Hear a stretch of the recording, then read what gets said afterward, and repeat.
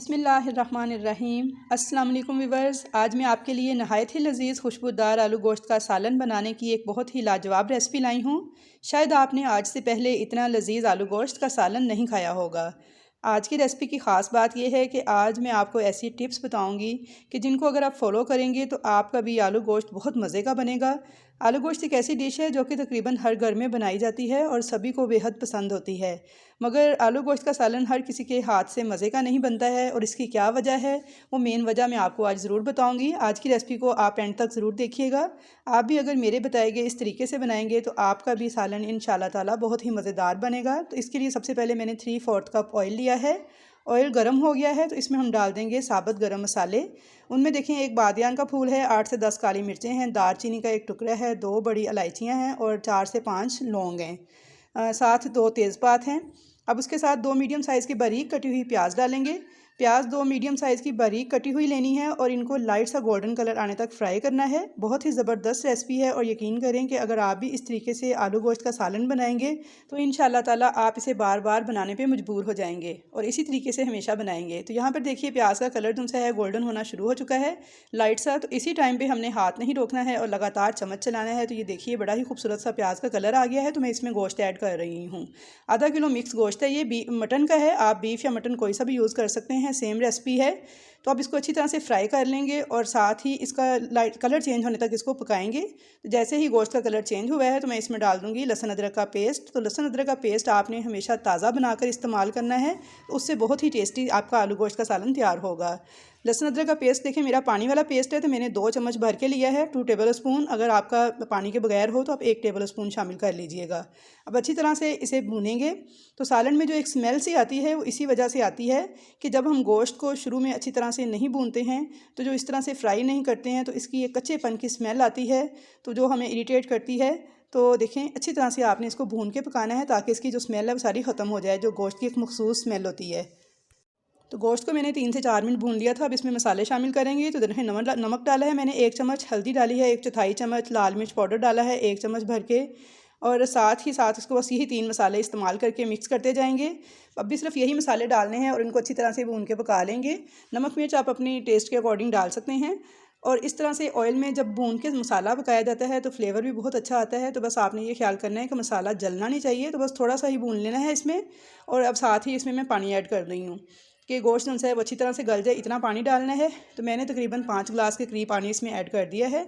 इसे मिक्स कर देंगे और कवर कर देंगे और अब इसे पकाएंगे यहाँ तक कि गोश्त हमारा गल जाए। दरमियान में इसे चेक भी कर लेंगे। तो यहाँ मीडियम टू लो फ्लेम पे पकते हुए आधा घंटा गुजर चुका है। इसे चेक कर लेते हैं आधे घंटे के बाद। तो माशाल्लाह से देखें, पानी जो है काफ़ी हद तक ड्राई हो गया है, लेकिन अभी काफ़ी पानी बाकी है। 50% तक गोश्त भी हमारा गल चुका है, चेक किया है मैंने। तो अब इस पॉइंट पर हम इसमें डाल देंगे 3 मीडियम साइज़ के टमाटरों का पेस्ट। ब्लेंडर में मैंने पेस्ट तैयार किया है 3 मीडियम साइज़ के टमाटरों का। तो टमाटर की थोड़ी सी क्वांटिटी ज़्यादा ली है क्योंकि हमने 2 मीडियम साइज़ की प्याज ली थी। तो टमाटर हमेशा प्याज की क्वांटिटी के हिसाब से ही डाले जाते हैं, तभी सालन में जायका बनता है। तो अगर 2 मीडियम साइज़ की प्याज लें तो फिर 3 मीडियम साइज़ के आपने टमाटर लेने हैं, क्योंकि हम इसमें दही का इस्तेमाल नहीं कर रहे। अगर टमाटर कम हो तो फिर आप इसमें दही का इस्तेमाल कर सकते हैं। अब इसे फिर कवर कर देंगे और 20 मिनट मज़ीद पकाएंगे ताकि इसका पानी भी खुश्क हो जाए और अच्छे से टमाटर भी मिक्स हो जाए इसमें। तो यहाँ 20 मिनट गुजर चुके थे, तो मैंने दोबारा चेक कर लिया है। तो देखिए, माशाल्लाह से ऑयल जो है सारा ऊपर आ चुका है, टमाटरों का पानी और दूसरा पानी तकरीबन ड्राई हो चुका है सारा, और इस वक्त तक हमारा गोश्त भी गल चुका है 95% तक।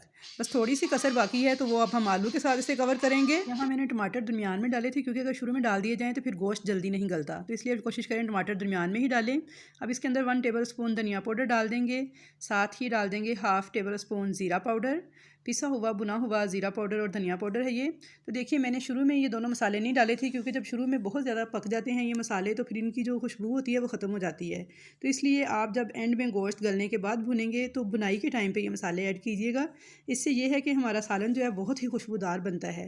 तो अब इसमें मैंने तकरीबन 3 से 4 मीडियम साइज़ के आलू थे जिनको मैंने टुकड़ों की शक्ल में काट के रखा हुआ था, वो मैं डाल दूँगी और इसकी भी बुनाई कर लूँगी गोश्त के साथ। बहुत अच्छे तरीके से आपने इस पॉइंट पर इसकी बुनाई करनी है, इतनी बुनाई करनी है कि इसका ऑयल सेपरेट हो जाए। तो यहाँ मैंने 3 से 4 मिनट इसकी अच्छी से बुनाई कर ली थी, ऑयल सेपरेट हो चुका है। तो अब इसके अंदर पानी शामिल कर देंगे हस्बे ज़रूरत, जितना आपने शोरबा रखना हो।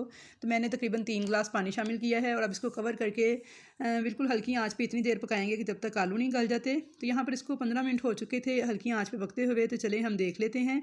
तो यहाँ देखिए माशाल्लाह बहुत ही ज़बरदस्त इस सालन की लुक आई है और दिखने में ही बहुत मज़े का लग रहा है।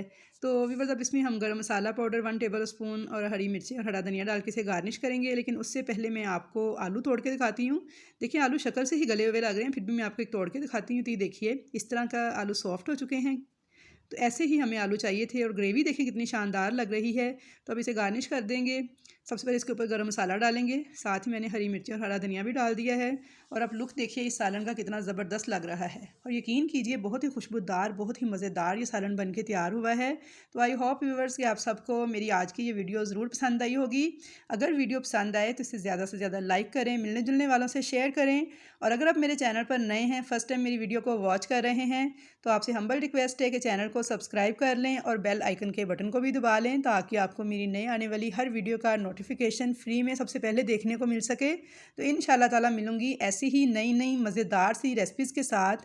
तब तक के लिए मुझे दीजिए इजाज़त। अल्लाह हाफिज़।